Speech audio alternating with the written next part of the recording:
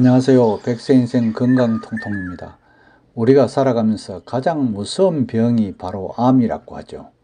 물론 조기 발견 시에는 거의 치료가 가능하지만 그것이 쉽지는 않죠. 그래서 오늘은 우리가 일상생활 속에서 쉽게 놓치는 암 자가진단 증상 10가지에 대해서 알아보고자 합니다.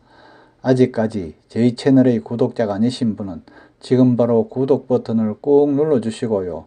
좋아요와 알람 설정도 부탁드립니다. 암, 참 생각만 해도 무서운 질병이지요.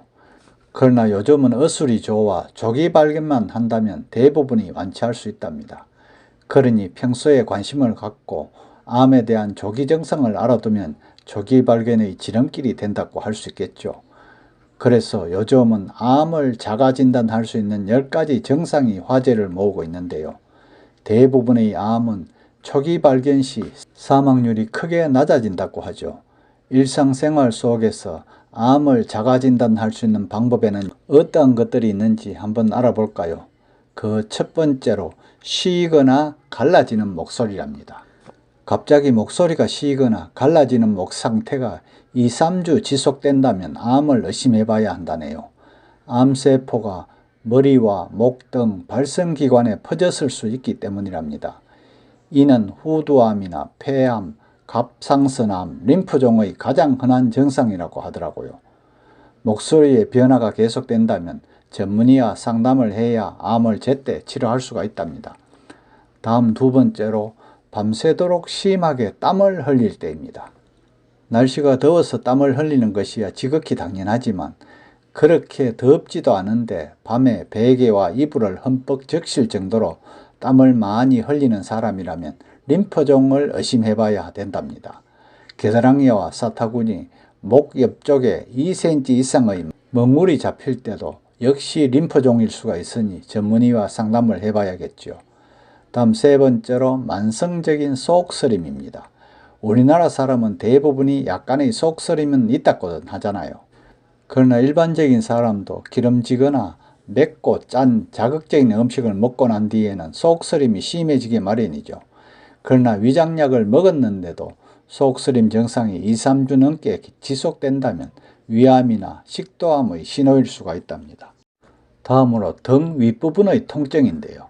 요통의 약 99%는 뼈, 등, 골격, 근육계와 관련이 있지만 등의 통증은 췌장암과도 어느 정도 상관이 있다고 하더라고요. 췌장에서 시작한 암세포가 신경세포까지 퍼져서 등의 통증을 유발할 수 있기 때문이죠. 통증이 지속적으로 오래 이어진다면 몸에 이상이 있다는 신호랍니다. 그러나 특정 부위의 통증을 심각하게 여기지 않는 경향이 많아서 암 조기 발견의 걸림돌이 될 수도 있으니 소소한 데서도 통증이 있다면 관심을 가져야 한답니다. 다음 다섯 번째로 신체 일부분에 출혈이 있을 때랍니다. 여자의 경우에는 폐경인데도 혈흔이 묻어난다면 자궁암의 초기 증상일 수가 있는데요. 원인을 알 수 없는 질출혈을 경험한 여성은 자궁이나 자궁 내막염에 대한 진료가 필요하다고 볼 수 있죠.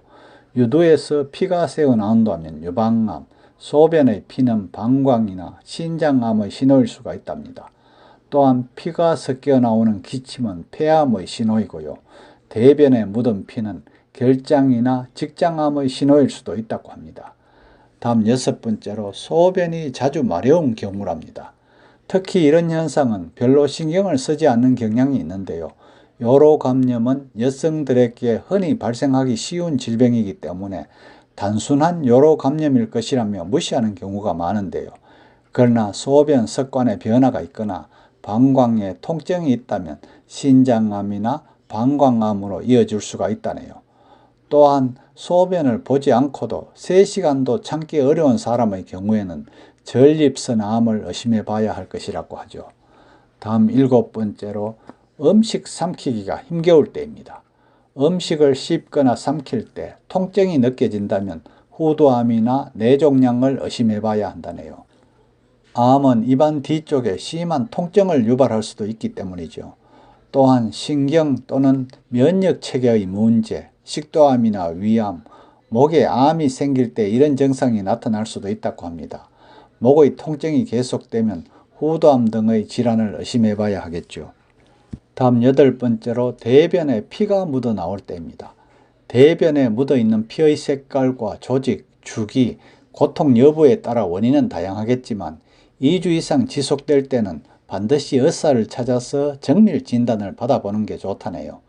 대장암일 수도 있고 흔치는 않지만 난소암이나 췌장암에 따른 것일 수도 있기 때문이랍니다. 다음 갑자기 생겨난 피부 발진인데요. 갑자기 피부 발진이나 뾰루지가 생겨 피가 나거나 가려움을 느낀다면 피부암에 걸렸을 가능성이 있다네요.